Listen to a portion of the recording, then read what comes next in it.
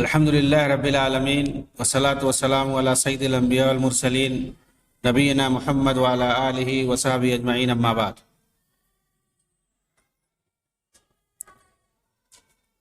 اعوذ باللہ من الشیطان الرجیم، بسم اللہ الرحمن الرحیم۔ وما آتاکم الرسول فخذوه وما نهاکم عنہ فانتہوا واتقوا اللہ ان اللہ شدید العقاب۔ وعن مقداد بن معدی کرب الکندی رضی اللہ تعالی عنہ ان رسول اللہ صلی اللہ علیہ وسلم قال یوسک الرجل متکئا علی اريكته يحدث بحدیث من حدیثه فيقول بيننا وبينكم كتاب الله عز وجل فما وجدنا فيه من حلال استحللناه وما وجدنا فيه من حرام حرمناه الا وانما حرم رسول الله صلی اللہ علیہ وسلم مثل ما حرم اللہ۔ محترم ناظرین کرام، احباب گرامی و دیگر سامعین، میری گفتگو اخوان المسلمون کے نظریے کے تعلق سے چل رہی تھی بات کہ ان کے رہنماؤں کے آئیڈیل اور نمونہ اور اسوا کس طرح کے لوگ پائے جاتے تھے۔ جمال الدین افغانی، شیخ محمد عبدہ اور رشید رضا وغیرہ، جنہوں نے دین کے نام پر کس طرح سے عقل پرستی کو، عقلانیت کو مسلمانوں کے اندر دور حاضر میں پھیلایا، انگریزوں سے، یورپ سے مرعوب ہو کر کے موجودہ دور کی سائنس اور ٹیکنالوجی سے گھبرا کر، مبہوت ہو کر اس کے سامنے کس طرح سے ان لوگوں نے شریعت کے اندر، شرعی عقائد کے اندر، دینی مسلمات کے اندر کس طرح سے تعویلات کی، حدیثوں کا انکار کیا، شریعت کی بہت سارے مسلمہ اصولوں کو ٹھکرایا۔ ایسے ہی لوگوں کو ان لوگوں نے اپنا اسوہ اور نمونہ بنایا۔ ایک جو سب سے بڑا فتنہ ان کی وجہ سے عالم اسلام کے اندر پھیلا، وہ فتنہ انکار حدیث ہے۔ اس کی وضاحت ضروری ہے کہ کس طرح سے جمال الدین افغانی، شیخ محمد عبدہ وغیرہ نے اس کی بنیاد رکھی، مصر کے اندر، عرب ملکوں کے اندر، اور وہ فتنہ کس طرح سے ادھر بر صغیر اور پوری دنیا کے اندر پھیلا، کس طرح سے ان کے ذریعے سے اگر بر صغیر میں دیکھیں، سر سید خان نظر آتے ہیں ہمیں، حمید الدین فراہی، چراغ علی، پرویز، سید مودودی، اور موجودہ دور کے جاوید غامدی، راشد ساز، اور اس طرح سے لوگ نظر آتے ہیں جو کسی حدیث کو ڈائریکٹ انکار کر دیتے ہیں کہ عقل کے خلاف ہے، کسی کی حجیت کا انکار کرتے ہیں کچھ بہانہ بنا کر کے اس کے احاد ہونے کا، عقل کے خلاف ہونے کا۔ اور کوئی تو ایسا گزرا جس نے صرف قرآن کے نام پر پوری سنت کا انکار کر دیا۔ تو اس فتنے کا جاننا ہمیں ضروری ہے، جس کے بانی جمال الدین افغانی، شیخ محمد عبدہ وغیرہ ہیں، جنہوں نے عقل پرستی کو پوری دنیا میں پھیلایا۔ گرچہ اس کا سلسلہ مختلف انداز میں پہلے سے چلا آ رہا ہے، لیکن مکمل طور سے انکار عقل کے نام پر، عقل پرستی کے نام پر، یہ موجودہ دور کا دین ہے۔ معجزات کا انکار، فرشتوں کا انکار، نزول عیسیٰ کا انکار، خروج مہدی کا انکار، دجال کا انکار، مختلف چیزوں کا انکار، بہت سارے معجزات کا انکار، یہ سب موجودہ دور میں ہوا، انہی لوگوں کی عقل پرستی کی وجہ سے، عقلانیت کی وجہ سے، اعتزالیت کی وجہ سے۔ چنانچہ اعداء اسلام، گمراہ بدعتی فرقوں، رفض و تقلید کے شیدائیوں کی طرف سے یہ فتنہ آج کا نہیں ہے، بہت پرانا فتنہ ہے۔ اس کا مختصر تعارف ضروری ہے۔ آج کے اس فتنے کے دور میں اس کا جو پہلا اور ابتدائی دور ہے، یہ ابتدائی اسلامی صدیوں کے اندر اسلام کے نام پر کس طرح سے انکار حدیث ہوا ہے۔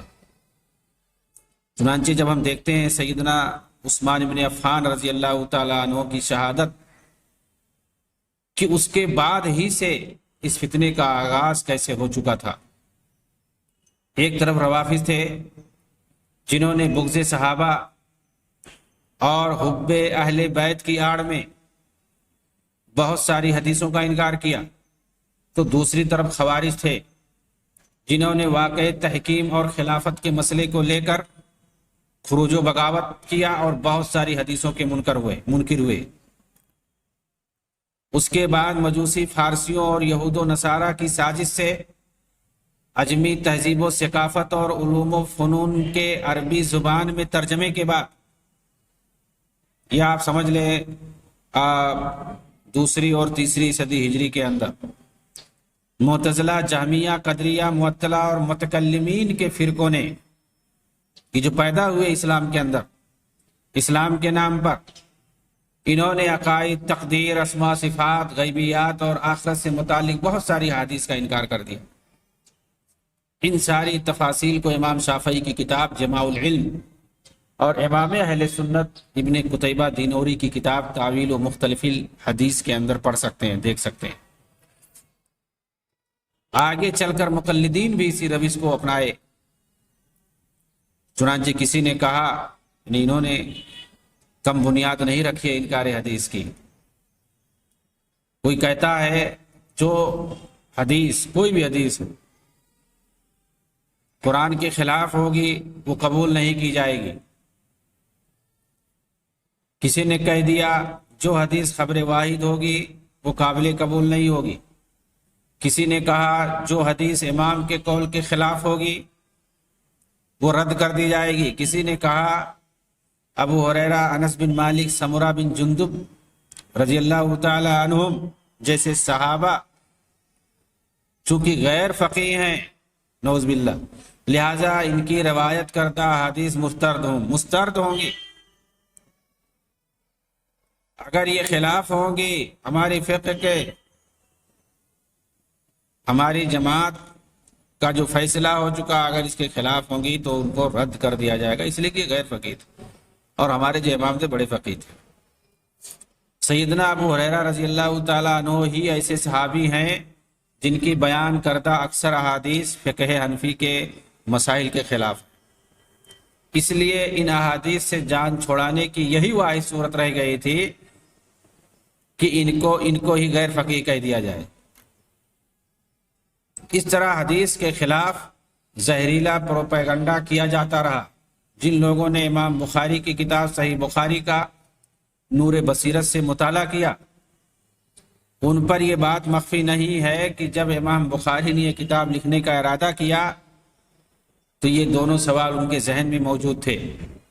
اسی لیے اپنی کتاب کو انہوں نے وحی کی حقانیت سے شروع کیا، جس میں نیت والی حدیث کو جو کہ خبر واحد ہے ذکر کر کے یہ ثابت کر دیا کہ حدیث وحی بھی ہے اور اسے ہر حال میں قبول کیا جائے گا، چاہے وہ خبر واحد ہی کیوں نہ ہو۔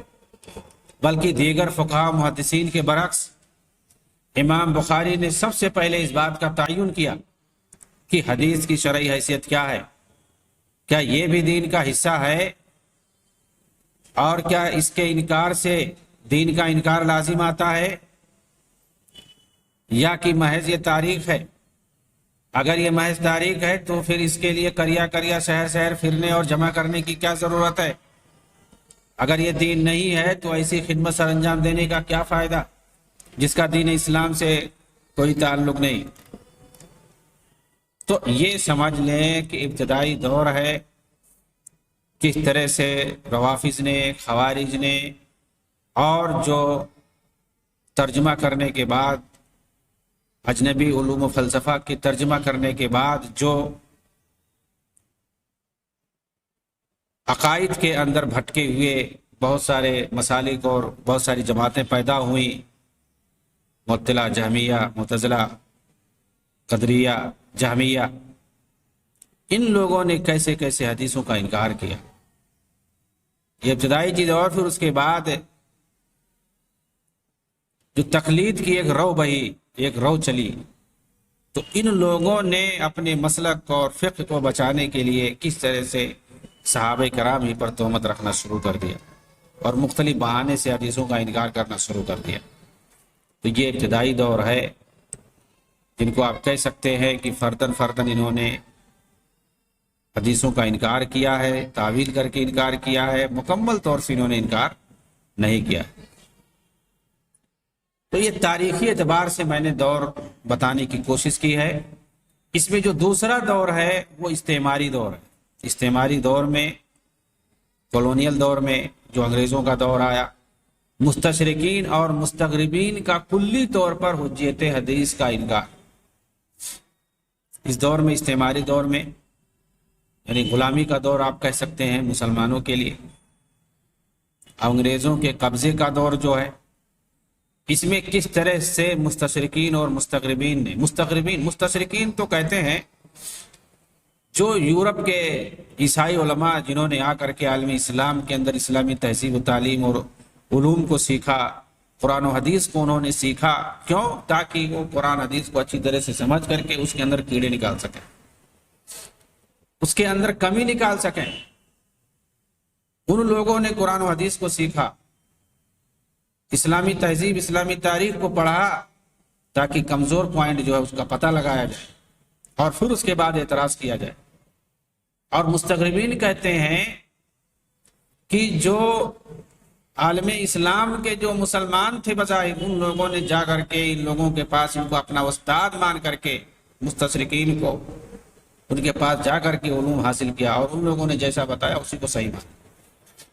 انہوں نے جا کر کے یورپ کی یونیورسٹیوں میں، کوئی فرانس میں، کوئی جرمنی میں، کوئی انگلینڈ میں، کوئی امریکہ میں، کوئی اسپین کے اندر، مستشرقین جو ہیڈ بنے ہوئے تھے، اور وہاں پر ان لوگوں نے اسلامی علوم کے جو فیکلٹی کھول رکھے تھے، وہاں پر پڑھائیاں ہوتی تھی اور آج بھی ہو رہی ہیں پڑھائیاں. تو ان مستشرقین یعنی عیسائی جو علماء تھے اور ان کو درک حاصل تھا اسلامی علوم کے تعلق سے، اسلامی ہسٹری کے تعلق سے، اور انہوں نے جو غلط طریقے سے پروپیگنڈا پھیلا رکھا تھا، اس طریقے سے انہوں نے سیکھ کر کے عالم اسلام میں واپس ہی لوگ آئے اور پھر یہاں بھی بڑے بڑے پوسٹ انہوں نے حاصل کیے. چنانچہ عالم اسلام میں جو یونیورسٹیاں پائی جاتی ہیں، ان کے اندر جو اسلامک اسٹڈیز کے فیکلٹیز ہیں، اسلامک ہسٹری کی جو فیکلٹی ہے، دینیات کی جو فیکلٹیز ہیں، یہاں پر ان لوگوں کا قبضہ ہو گیا. یعنی مستشرقین کے جو شاگرد تھے، ان کے جو چیلے تھے، جن کو آپ مستغربین کہہ سکتے ہیں یا متقربین جن کو کہہ سکتے ہیں، ان لوگوں کا قبضہ ہو گیا. ان لوگوں نے یہاں آ کر کے وہی چیز پھیلانا شروع کر دی جو ان لوگوں نے ان کو علم دیا، جو کچھ انہوں نے وہاں جا کر کے حاصل کیا، ان کے غلام بن کر کے یہاں پر آئے اور اسلام کے تعلق سے، دین اسلام کے تعلق سے، تاریخ کے تعلق سے، حدیث اور قرآن کے تعلق سے وہی ساری چیزیں پھیلانا شروع کر دیں، وہی سارے اعتراضات. یہ دور مسلمانوں کی سیاسی زوال سے شروع ہوتا ہے، جس کے اندر اہل یورپ نے مسیحی علماء کو عالمی اسلام میں بھیجا تھا. کس لیے؟ تاکہ وہ اسلامی تہذیب و ثقافت اور دینی علوم و فنون کو اچھی طرح سیکھ کر ان کے اندر نقص نکال اور مسلسل تنقید و تفنید کا نشانہ بنا کر اسلامی تاریخ و تمدن کو مسخ کر دیں. چنانچہ ایسے علماء کو مستشرقین کہا گیا، اور عالمی اسلام کے اندر پائے جانے والے ان کے شاگردوں کو مستغربین یا متقربین کہا گیا، جنہوں نے ایک طرف قرآن و حدیث، قرآن کریم کے کلام باری پر صبح کا اظہار کیا یہاں آ کر کے، تو دوسری طرف تاریخ اسلام پر بھی شکوک و شبہات پیدا کرنے کی انہوں نے کوشش کی. تیسری طرف حجیت حدیث پر بھی انہوں نے ہاتھ صاف کیا. ان مستشرقین میں ہنگری کا یہودی عالم گولڈ زہر، جرمنی کا یہودی عالم یوسف شاخ، برطانوی عالم ایڈورڈ ولیم لین، ہالینڈ کا مشہور عالم ایرن جان فنسیک، فرانسیسی عالم الفریڈ اون کریمر اور جرمنی کا مشہور عالم تھیوڈر نولدگا۔ فرانسیسی عالم الفریڈ اوکتابیل اور اسی طرح سے اسپینسنگ اور ڈوزی وغیرہ، یہ سارے مشہور علماء ہیں جنہوں نے اسلامی تاریخ، اسلامی تہذیب اور اسلام کے عقائد وغیرہ کو سیکھ کر کے اس کے اندر کیڑے نکالنے کا کام شروع کیا۔ مستشرقین کے فتنے انکار حدیث کے محرک ہونے کی دلیل کے لیے ہم جب دیکھتے ہیں پروفیسر عبدالغنی منکرین حدیث کے اعتراضات کے عنوان کے تحت یہ لکھتے ہیں پروفیسر عبدالغنی، ان لوگوں کے اکثر اعتراضات مستشرقین یورپ ہی کے اسلام پر اعتراضات سے براہ راست ماخوذ ہیں۔ یعنی یہ جو مستغربین اور جو عالمی اسلام کے اندر بڑے بڑے جو بقراتی بننے کی کوشش کرتے ہیں، جو لوگ اسلام پر اعتراض کر رہے ہیں، وہاں سے جو تعلیم حاصل کر کے آئے ہیں یورپ کی یونیورسٹیوں سے، ان لوگوں کے اعتراضات کیا ہیں؟ بالکل وہی ہیں جو مستشرقین نے کیے ہیں۔ مثلا حدیث کے متعلق اگر گولڈزیہر، اسپینسر اور ڈوزی کے لٹریچر کا مطالعہ کیا جائے تو آپ فوراً اس نتیجے پر پہنچیں گے کہ منکرین حدیث کی طرف سے کیے جانے والے بڑے بڑے اعتراضات بنوعاً وہی ہیں جو ان مستشرقین نے کیے ہیں۔ 250 برس بعد احادیث کے قلم بند ہونے کی باتیں اور اس طرح حدیث کے ذخیرے کو ساقط الاعتبار ثابت کرنے کی اسکیمیں، رجال حدیث کی ثقافت پر اعتراضات، عقلی حیثیت سے احادیث پر شکوک و شبہات کا اعتراض، یہ سب کچھ مستشرقین یورپ کی اتارن ہیں جن کو منکرین حدیث پہن کر اتراتے ہیں۔ یعنی اس دور کے یہ دوسرا دور ہے، آپ کہہ سکتے ہیں کہ مستشرقین نے عالم اسلام کے اندر کس طرح سے اسلام کو سیکھا، اس کی تہذیب کو، تمدن کو، اس کی تاریخ کو، اس کے عقیدے کو، اس کی شریعت کو، اور انہوں نے، آپ کو تعجب ہوگا، قرآن اور حدیث کو سمجھنے کے لیے کیا کارنامے انہوں نے انجام دیے۔ پورا قرآن کا انہوں نے المعجم بنا لیا، یعنی قاموس بنا لیا، ڈکشنری بنا لی، اس کو معجم الفارغ لالفاظ القرآن الکریم کہتے ہیں۔ ظاہر سی بات ہے یہ لوگ تو حفاظ ہوتے نہیں تھے، ان کو حفظ کرنے کا کیا فائدہ، ثواب سے تو کچھ لینا نہیں ہے۔ تو ہم قرآن کی آیتوں تک کیسے آسانی سے پہنچ سکیں، انہوں نے اس کے لیے باقاعدہ ڈکشنری بنائی، ایک ایک لفظ کی ڈکشنری بنائی کہ اگر ہمیں کوئی لفظ دیکھنا ہو الف سے یا تک، سارے کلمات جتنے قرآن کے اندر لاکھوں کلمات پائے جاتے ہیں، ان کی انہوں نے پوری فہرست بنا لی کہ ہم کیسے جو ہے کسی آیت کو فوری طور پر پا سکتے ہیں۔ آج وہ کتاب جو کہ پہلے فرانسیسی زبان میں تھی، ان لوگوں نے جو تیار کی تھی، اس کا ترجمہ عربی زبان میں بھی کر دیا گیا ہے، فؤاد عبدالباقی وغیرہ نے کر دی ہے، جو مستشرقوں نے بنایا تھا، آج اس سے مسلمان فائدہ اٹھا رہے ہیں۔ آپ دیکھ کر تعجب کریں گے کہ مسلمانوں نے بہت ساری کتابیں لکھی، قرآن کے ترجمے، تفسیر، علوم قرآن اور اصول تفسیر، بہت ساری کتابیں قرآن پر آئیں، مگر اس طرح کا کام انہوں نے نہیں سوچا، نہ کیا۔ یہ مستشرقین نے کیا کہ کیسے ہم جلدی سے، اگر حافظ نہیں ہے ہم قرآن کے، اگر حافظ ہے کوئی تو اس کو تو سمجھ میں آ جائے گا کہ یہ آیت فلاں صورت میں فلاں جگہ ہے، لیکن جو حافظ نہیں ہے وہ کیسے سمجھ پائے گا کہ یہ آیت کہاں پر ہے قرآن کے اندر، یا یہ کہ آدمی کو فلاں موضوع پہ آیت چاہیے ہمیں، تو اس کو کیسے فوراً مل جائے گا، وہ حافظ نہیں ہے، کیسے اس کو فوراً مل جائے گا۔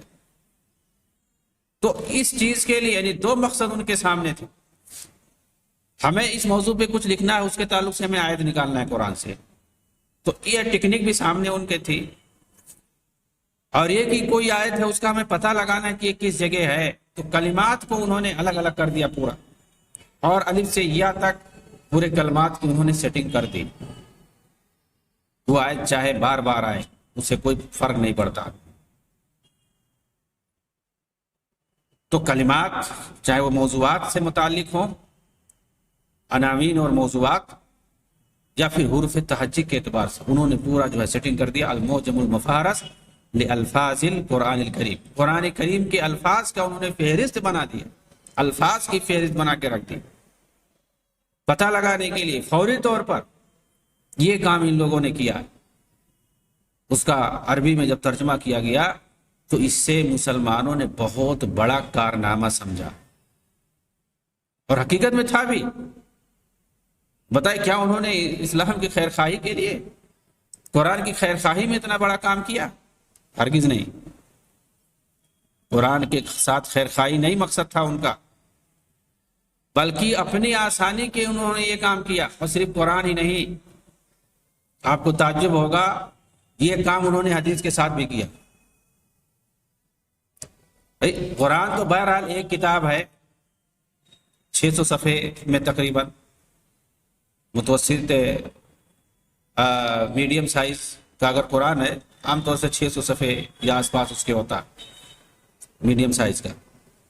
600 صفحے کوئی بڑی چیز نہیں ہے حدیث کے مقابلے میں. اگر آپ دیکھیں بہت بڑا ذخیرہ. یہ تو ایک جلد میں تھا جو کام انہوں نے کیا، یہ کام ان کا صرف ایک جلد میں تھا. لیکن حدیث جو کہ 8 جلدوں میں زخیم، یہ بہت بڑا کام تھا. حدیث کو بھی انہوں نے الفاظ پر مرتب کیا ہے. انہوں نے اندازہ لگایا کہ جو مشہور حدیثیں ہیں احکام سے متعلق، عقیدے سے متعلق، اخلاقیات اور آداب سے متعلق، مسائل سے متعلق جو حدیثیں ہیں وہ عام طور سے کن کن کتابوں میں آ جاتی ہیں، اور مسلمانوں کے ہاں کون سی کتابیں زیادہ مشہور ہیں. جیسے کتب ستہ ہے، صحیح بخاری، صحیح مسلم، سنن ابی داؤد، سنن ترمذی، سنن نسائی، اور سنن ابن ماجہ جس کو سنن اربع کہتے ہیں، اور صحیحین اور سنن اربع یہ کتب ستہ سے مشہور ہیں. 6 کتابیں جو مشہور ہیں، بخاری، مسلم، ترمذی، ابو داؤد، نسائی، ابن ماجہ. یہ 6 کتابیں مشہور ہیں مسلمانوں کے اندر، اکثر حدیثیں اس کے اندر ہیں. اس کے علاوہ جو اور مشہور ہیں اور کچھ بڑی بڑی کتابیں ہیں، جیسے سنن دارمی ہے، اور اسی طرح سے مسند امام احمد بن حنبل ہے. سب سے زیادہ کتابیں اس کے اندر ہیں.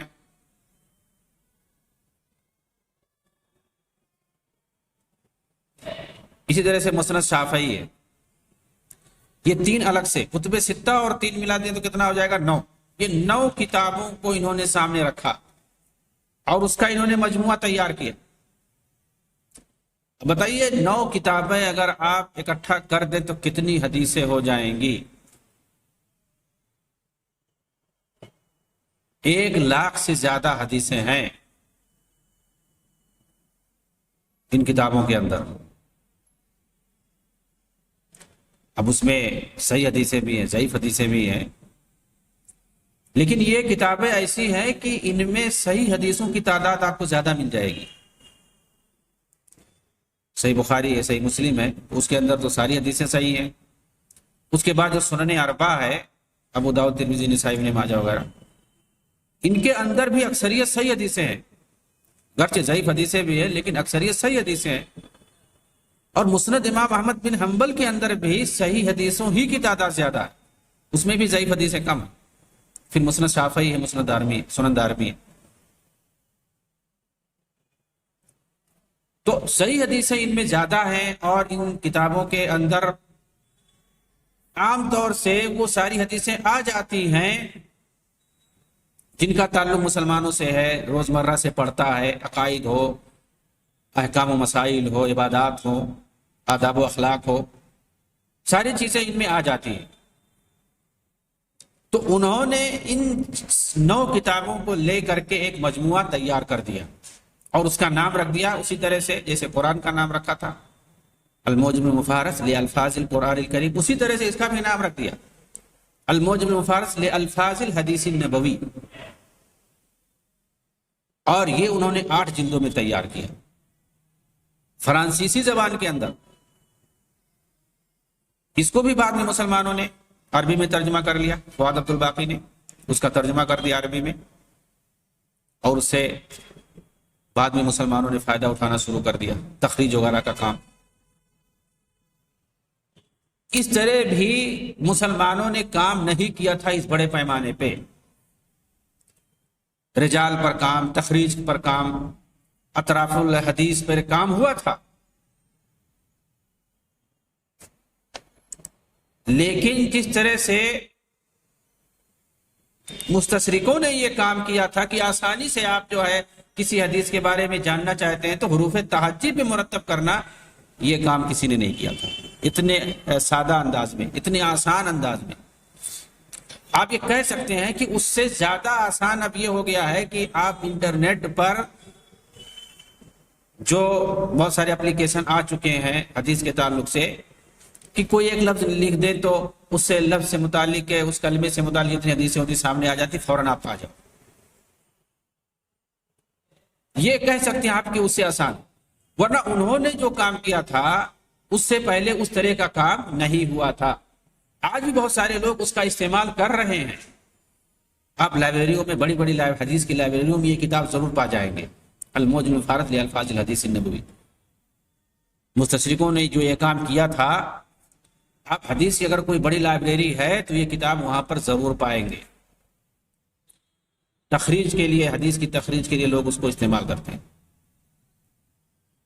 پورا اس کے اندر طریقہ بتایا ہوا مقدمے کے اندر کہ بخاری کے اندر ہم نے اگر ہمیں حدیث کو ڈھونڈنا ہے، اگر بخاری کی حدیث ہے تو اس کو ہم کیسے پا سکتے ہیں، صحیح مسلم کی حدیث ہے تو اس کو ہم کیسے پا سکتے ہیں، مسند احمد کی حدیث ہے تو اس کو ہم کیسے پا سکتے ہیں، ہاں موطا امام مالک بھی ہے، اس کے اندر اگر حدیث ہمیں دیکھنا ہے تو اس کو ہم کیسے پا سکتے ہیں۔ یہ ساری چیزیں انہوں نے پورا طریقہ شروع میں بتا دیا، اس کے بعد ایک آدمی اگر پڑھے تو آرام سے اس کو سمجھ جائے، اور آسانی سے اگر کوئی حدیث اس کے سامنے ہے، اب اس کو معلوم نہیں ہے کہ یہ حدیث کا ٹکڑا کہاں ہے، کس کتاب میں ہے، تو جائے وہ قاموس اٹھائے جو انہوں نے معجم بنایا ہے، المعجم المفارس، جو فہرست تیار کی ہے، وہاں پر جائے اور ڈھونڈ کر کے دیکھ لے۔ وہ صرف ایک کتاب نہیں بتائے گا، اس الفاظ سے متعلق اور کہاں کہاں کس کتاب میں ہے وہ سب وہاں پر وہ لوگ بتا دیتے ہیں، اس کا حوالہ دے دیتے ہیں کہ یہ حدیث آپ کو بخاری کے اندر فلاں کتاب میں اور فلاں باب میں مل جائے گی، سنن نبی داؤد کے اندر کہاں مل جائے گی، یہ حدیث اور کہاں کہاں، جہاں جہاں ہے، جن کتابوں کو لے کر کے انہوں نے بنایا ہے ان ساری جگہوں پہ اگر وہ کتاب ہے، وہ حدیث اگر ہے تو سب کا حوالہ وہاں پر وہ دے دیں گے سائیڈ میں۔ یہ بہت بڑا کام ہے۔ مقصد کیا تھا ان کا؟ حدیثوں تک آسانی سے پہنچنا، یہی ایک مقصد تھا۔ حالانکہ وہ لوگ حدیثوں کو مانتے نہیں تھے، حدیثوں کا انکار کرتے تھے، لیکن پھر بھی یہ کام کیا انہوں نے، اسلام دشمنی میں انکار حدیث، اسلام دشمنی کی وجہ سے وہ یہ سارا کام کرتے تھے۔ یعنی اسلام کو نقصان پہنچانے کے لیے اعدائے اسلام نے کیا کیا کام کیے ہیں، کیا کیا جتن کیے ہیں، اس کا ہم اندازہ نہیں لگا سکتے ہیں۔ موجودہ دور میں ایک بہت بڑے محقق ڈاکٹر حمید اللہ گزرے ہیں پاکستان میں، انہوں نے تحقیقی کام کیا ہے، بہت تحقیقی کام کیا انہوں نے اسلام کے تعلق سے، خاص طور سے تاریخی اسلام کے تعلق سے، اور وہ زیادہ تر یورپ میں رہے، جرمنی میں انہوں نے رہ کر کے کام کیا، فرانس میں رہنے، کئی زبانیں یورپ کی وہ جانتے تھے۔ جرمنی کے اندر کہتے کہ پہلی عالمی جنگ سے پہلے کا واقعہ ہے، مستشرقین نے، ادھر کے یورپین کے علماء تھے، یہ بھی جو مستشرقین جن کے بارے میں بتا رہے، انہوں نے قرآن کے تعلق سے ایک کانفرنس کیا تھا۔ قرآن سے ان کا کیا تعلق ہے، لیکن کانفرنس انہوں نے ایسا کانفرنس کیا تھا کہ مسلمانوں نے آج تک قرآن پر اتنی بڑی کانفرنس نہیں کی ہوگی. انہوں نے یہ کانفرنس کیا کہ قرآن کریم کے نسخے پہلی صدی ہجری سے لے کر کے نبی صلی اللہ علیہ وسلم کے دور سے آج تک 1400 سال تک جتنے بھی نسخے جہاں بھی پائے جاتے ہیں، محفوظ ہیں لائبریریوں میں، جہاں بھی مخطوطے کی شکل میں، ان سب کو انہوں نے اکٹھا کیا اور 1400 سال سب کو ذمہ داری دی گئی تاکہ ہر مخطوطے کے بارے میں آدمی مکمل جانکاری رکھے اور اس کے بعد موازنہ پیش کرے، تقابلی جائزہ پیش کرے کہ 1400 سال میں جو مختلف نسخے، مختلف کاپیاں قرآن کریم کی بنائی گئیں، کیا کوئی فرق ہے؟ کیونکہ ان کے یہاں انجیل ہے، بائبل ہے، جو بھی ایڈیشن آتا ہے مختلف رہتا ہے، بدلا ہوا رہتا ہے کچھ نہ کچھ. کوئی ان کے یہاں ایسا نسخہ ہے ہی نہیں بائبل کا کہ جس پر بھروسہ کیا جائے. دنیا میں ہزاروں سینکڑوں نسخے ہوں گے اور جو جہاں ہے وہ اپنے حساب سے چھاپ رہا. ہر بائبل ایک دوسرے کے مخالف ہوگا. انہوں نے یہ دیکھا کہ ہم بائبل کو دیکھتے ہیں، 50 نسخے، سینکڑوں نسخے، جتنا نسخہ اٹھاؤ سب میں اختلاف دکھتا ہے، کوئی کسی سے میل ہی نہیں کھاتا. اگر ایڈیشن چینج ہے تو، اگر ایک ایڈیشن کا ہے تو ظاہر سی بات ہے وہ تو وہی رہے گا، سیم رہے گا. ایڈیشن اگر چینج ہوتا ہے تو فوراً اس کے اندر اختلاف دکھتا ہے. لیکن قرآن کے اندر کیا ایسا ہے یا نہیں ہے، یہ پتہ لگانے کے لیے انہوں نے کتنا بڑا کام کیا کہ 1400 سال کے اندر جتنے قرآن لکھے گئے، پہلے تو لکھے جاتے تھے ہاتھ سے، مینوسکرپٹ کی شکل میں موجود تھے، مخطوطے کی شکل میں جتنے موجود تھے، پھر اس کے بعد کاپیاں اس کی بنائی جاتی تھی، وہ بھی ہاتھ سے لکھ کر کے. پرنٹنگ کا دور تو بہت بعد میں آیا ہے، 18ویں صدی میں، 19ویں صدی میں، اور وہ بھی یورپ میں سب سے پہلے چھپا ہے، اس لیے کہ چھاپا کھانا وہیں پہ شروع ہوا. انہوں نے یہ کام کیا. تو انہوں نے یہ پتہ لگانے کے لیے ایک کانفرنس کیا برلن کے اندر، جرمنی کی راجدھانی کے اندر، اور ان کو پتہ چلا کہ 1400 سال کے اندر جتنے بھی قرآن چھاپے گئے ہیں یا لکھے گئے ہیں ہاتھ سے، کسی بھی نسخے میں کوئی فرق نہیں ہے، کوئی اختلاف نہیں ہے. جو پہلا نسخہ پہلی صدی ہجری کے جو نسخے ہیں، 14ویں صدی ہجری کے جو آج کے نسخے ہیں، ان میں کوئی فرق نہیں ہے. بیچ میں جتنے ہیں ان کو جانے دو، کوئی اختلاف نہیں ہے، کسی کلمے کا اختلاف نہیں، کسی حرف کا اختلاف نہیں ہے. جو مصحف عثمانی ہے پہلی صدی ہجری کے ابتدا کے دور میں، آج جو قرآن پایا جاتا ہے، رسم الخط بھی اسی طرح سے ہے. جو علامتیں پہلی صدی ہجری کے اندر لگائی گئی تھی، رکھی گئی تھی کسی حرف پر، کسی کلمے پر، وہ علامتیں تک برقرار ہیں آج. حرف کی تو بات چھوڑ دیجئے، کسی کلمے اور لفظ کی تو بات چھوڑ دیجئے کہ لفظ میں یا کلمے میں فرق ہو، اختلاف ہو. علامتیں، جو رموز اور اوقاف جو استعمال کیے جاتے تھے پہلی صدی ہجری کے اندر، وہ رموز، وہ اشارے آج استعمال وہی کیے جاتے ہیں، ان میں نہیں فرق ہے. تو حروف اور کلمات اور لفظ کی بات تو جانے دیجیے، آیتوں کی بات تو جانے دیجیے.